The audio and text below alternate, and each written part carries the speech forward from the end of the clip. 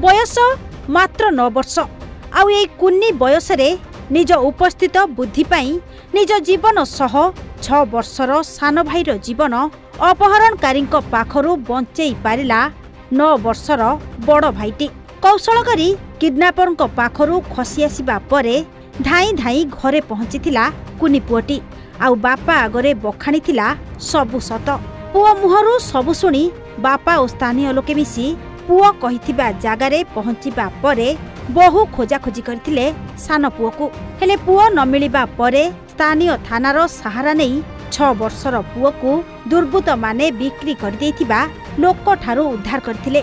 एहा सह एही अपहरण घटना रे संपृक्त थिबा 6 जनंकु काबू करथिला पुलिस। शुक्रवार मु सुया ढिंगारपुर जाइथिले ढिंगारपुर आसिला बेले को से माने गोटा ऑटो वाला धोइला तांको ऑटो वाला धरिबा परे से घरे नै करे स्त्री लोकन घरे छाडिले माने से राति रे रोइले तांको ताला दिया गला सकाळे हेला परे मो छुआ दीटा खसी गिरी जाउथिले ए माने गुडे किरी धोइले बड़टा खसी गला सानटा को धरि पकइले।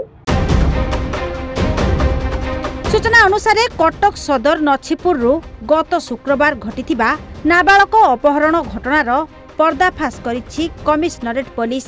अपहृत 6 वर्षर नाबालक को नयागढ़ दसपल्लारू उद्धार करा जाइथिबा बेले अपहरण रे संपृक्त 6 जन को कटक सदर पुलिस गिरफ करी कोर्ट चालान करिछि। अभियोग अनुसार नछीपुर ठारे एक इटा भाटी रे नवरंगपुर मंगल सिंह काम करथिले।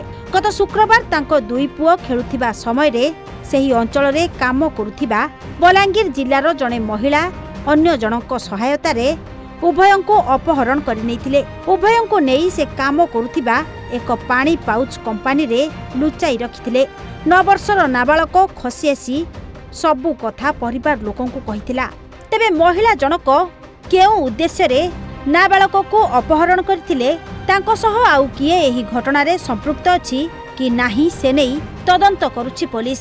से तदंत समय आमे से पो को मध्ये उद्धार करू ए कनेक्शन में आमे 6 जन को वर्तमान सुधा अरेस्ट करिछु। तमध्यरु 3 जन महिला भी अछंती 3 जन पुरुष भी अछंती। उद्देश्य तो वर्तमान सुधा क्लियरली जणा पन्या जहा इन्वेस्टिगेशन कहउजे से तांको नै कि दे दिथिले आ गोटे जगह रे माने अडॉप्शन पर्पज रे आउ पैसा केते कोन लेते नै सेटा हम परवर्ती इन्वेस्टिगेशन। कटक रु सुब्रत दास का रिपोर्ट ओडिशा भास्कर।